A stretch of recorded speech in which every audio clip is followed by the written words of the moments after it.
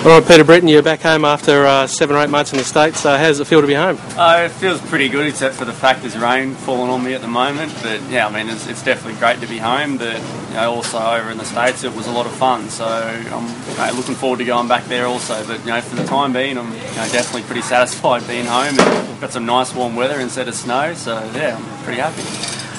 You haven't had much luck race-wise since you've been home. Tell me about what you've done since you landed back in the country. Yeah, well, flew in, sort of did a bit of a rush to get home for the Victorian title, and unfortunately that got rained out halfway through the show, so that was pretty disappointing. And then went over to Bunbury the following week and did a race over there, and we just squeezed that in. We had a little bit of rain there, so we were lucky to get that in. And we tried to pick up Warrnambool coming home from Western Australia, and that unfortunately got rained out. And we meant to race at Maryborough last weekend, and that got rained out. So, we're meant to be known as a sunshine state here, but I think things have changed since I've been here.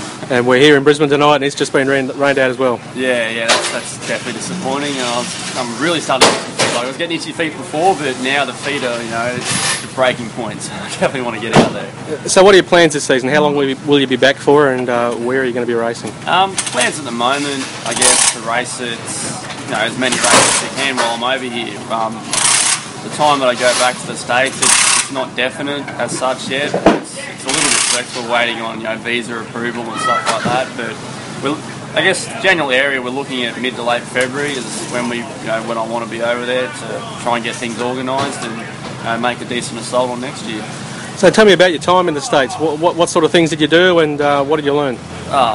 It was, we pretty much did anything that involves dirt modified racing in America. We did it, I guess. The guy I was working for, Rich Scagliata, we ran the whole dirt series, and also running the Friday, Saturday night shows at Britten and Fulton, and just we picked up a couple of oddball shows here and there, like at Utica Rome and a couple of little places like that. And I guess I probably did around 12 to 15 shows while I was over there. So doing all that work and just being around the cars for that long and maintaining the cars every day, just you learn so much about the cars that you didn't know before.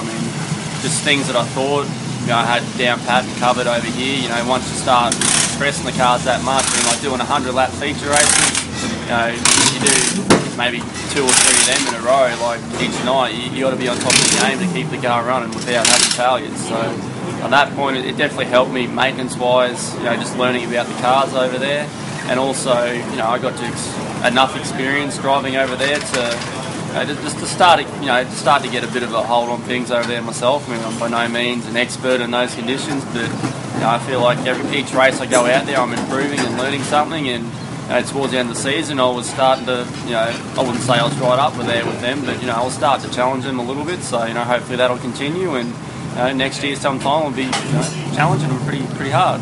So how hard is it running a 100-lap feature compared to running, say, a 30-lap feature back home? It goes by so fast. I just love being out there. I love racing, and the 100-lap race, I love it. The longer I can be out there, the better. So, in terms of being tough physically, the majority of the time the track is, slick, black top to bottom. So, in terms of wheel, your steering input and all that, you got to be really smooth. So it's not like you're working the wheel. Really, it's more mentally tough. You got to just focus on being smooth and hitting your lines all the time. Whereas you run a 30-lap feature around Lismore when it's hooked up, you're bouncing through ruts. Sometimes that can be more demanding than doing a 100-lap feature race. So I guess it's all just in the context of what the racetrack is like. All right, Peter. Well, the rain's starting to come down again, so we better let you go and pack up. Righto, thanks, Ben. Right, thanks, Peter.